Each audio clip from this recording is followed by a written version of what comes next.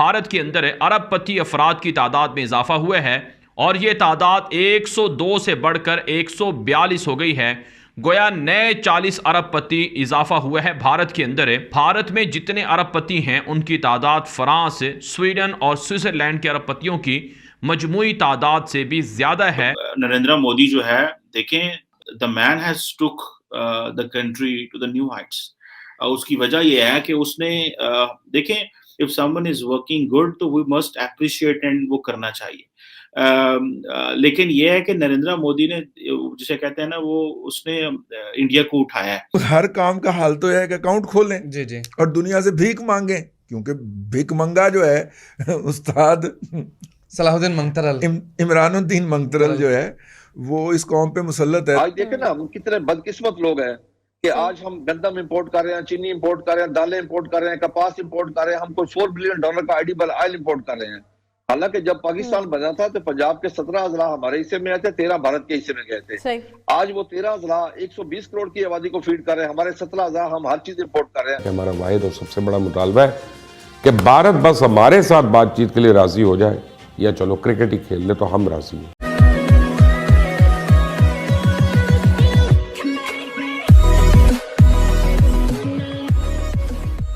नमस्कार दोस्तों, पाकिस्तान की हमेशा नज़र पैसों पर रहती है और यहाँ पर भी यही हो रहा है कि इंडिया के अंदर अरबपतियों की संख्या इतने बड़े लेवल पर बढ़ रही है कि इंडिया के अंदर पैसा ही पैसा हो रहा है। अब हो भी क्यों ना। देखिए, जब प्रधानमंत्री मोदी जब आए थे 2014 में, तब जो शेयर मार्केट था आज उससे डबल हो चुका है 10 सालों के अंदर।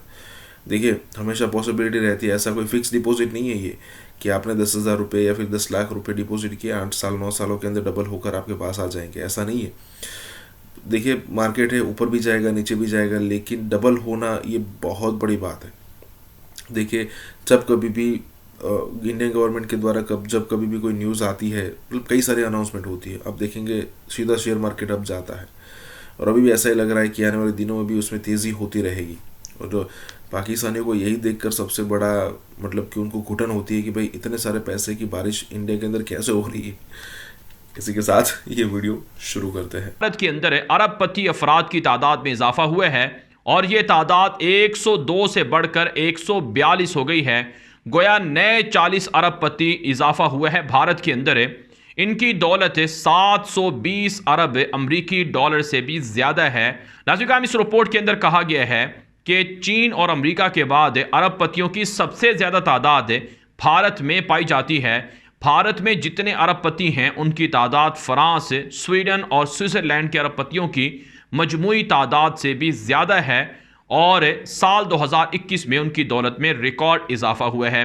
नरेंद्र मोदी जो है, देखें, जैसे तैसे भी है, the man has took the country to the new Heights.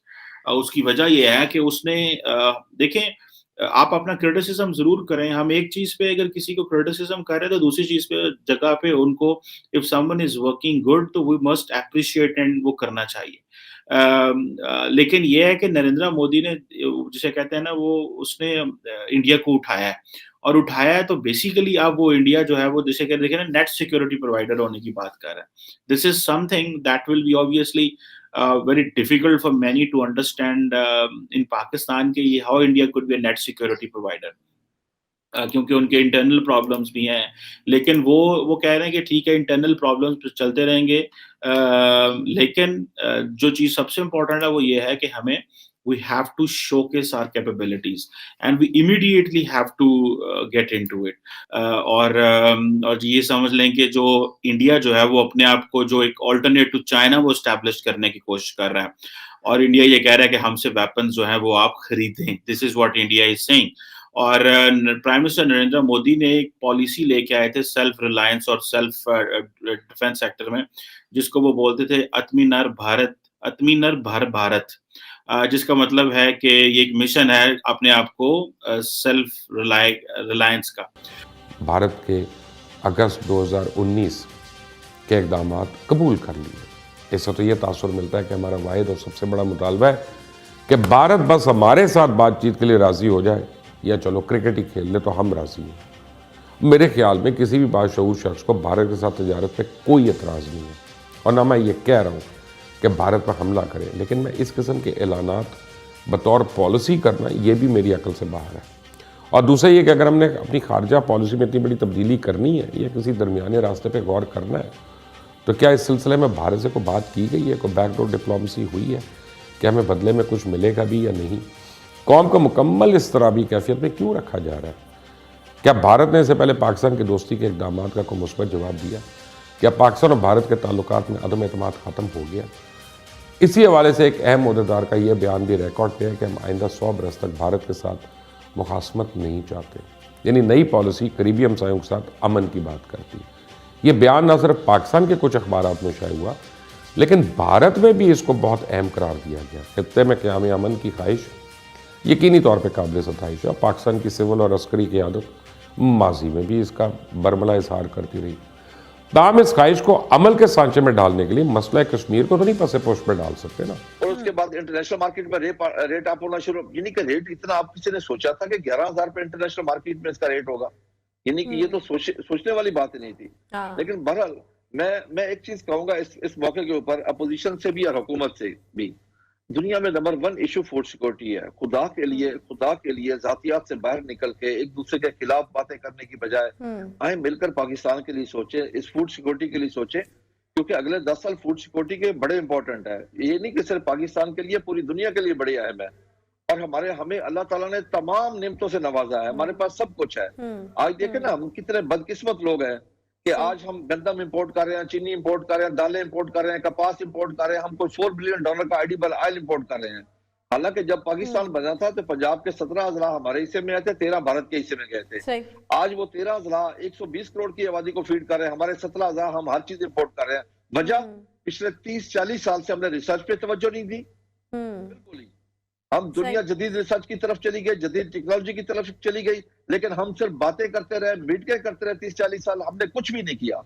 हर काम का हाल तो है कि अकाउंट खोलें जी जी और दुनिया से भीख मांगें, क्योंकि भीख मंगा जो है उस्ताद सलाहुद्दीन मंगतरल, इमरानुद्दीन मंगतरल जो है वो इस कौम पे मुसल्लत है। तो उन्होंने कहा कि अफगानियों के लिए भी हम मांगेंगे।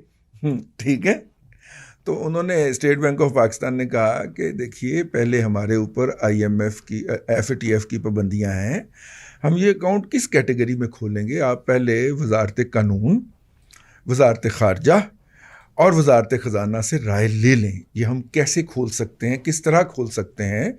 और दुनिया के तमाम ममालिक में इसकी रसाई बनाने के लिए उनके तमाम सेंट्रल बैंक से कोऑर्डिनेट करना पड़ेगा। ये एक बहुत बड़ी गैगेंटिक टास्क है, बहुत बड़ा काम है। तो इसलिए फ़िलहाल जो है आप इस पे गौर फरमा लें। ठीक है जी।